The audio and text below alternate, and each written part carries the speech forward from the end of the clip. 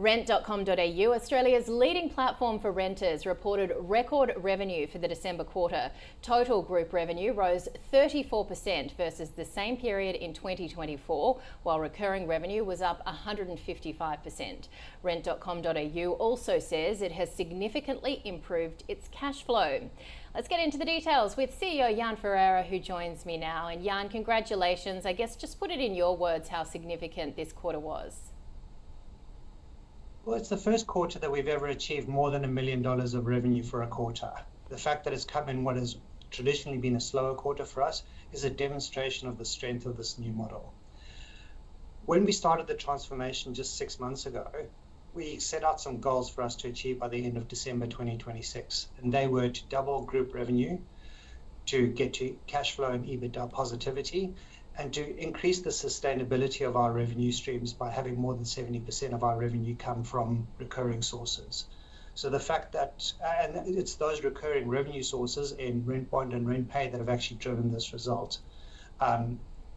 Recurring revenue more than doubled, so they grew 155% year over year, powered predominantly by RentBond, but also showing strong growth from RentPay. In terms of cash flow, so the sort of the RentBond customer receipts coming back, that's really been the big change for us in terms of driving improved operating cash flow. We did also receive about $750,000 in R&D grants, but we're kind of excluding that from that 40% improvement year over year in terms of operating cash flow. And as the bullet point earlier highlighted, 78% improvement in customer receipts, and we expect to see that growing.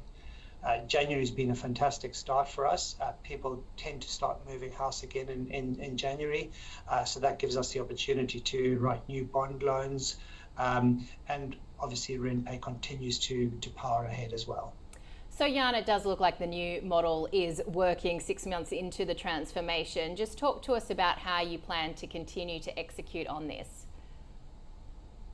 Look, our focus is, I guess, sort of split. Primarily, we know that there's a lot more to come from RentBond. We've just brought that in-house ourselves. There's optimizations to come through. We've got some referral partnerships, and we've got a number of those partnerships that are in, I guess, in discussions. So the more customers we can bring in and write more loans, the faster we can grow that RentBond revenue.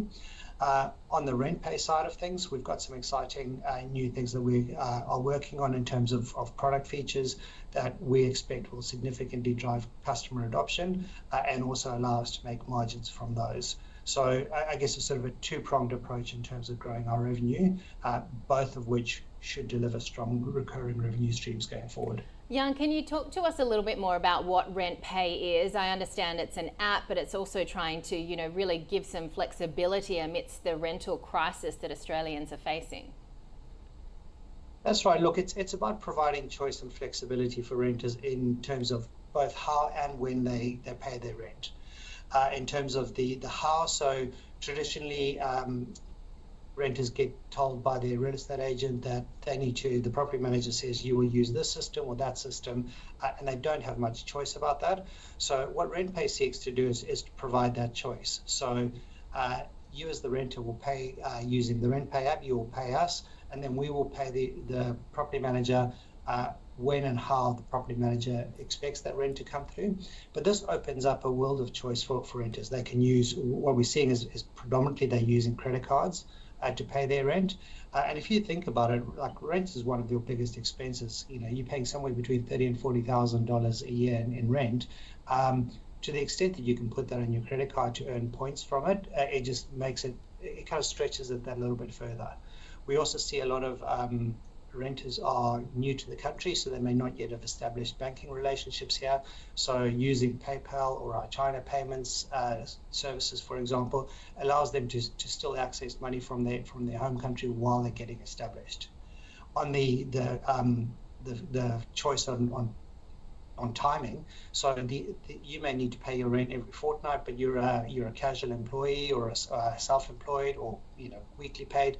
Whatever that is, like what you can do is you can kind of put money into your RentPay wallet when you've got the money, when it comes in, so you can kind of put it aside, not have to worry about it again, and we just pay the property manager as and when they do. So some of those new things that I'm alluding to is just sort of changing some of the pricing model that we have, but also starting to provide rewards back to renter in terms of whether they're earning interest on that money that's in the wallet, etc. Just ultimately what we want to do is we want renters to be better off at the end of their renting journey than they were at the start because they've used our products and services.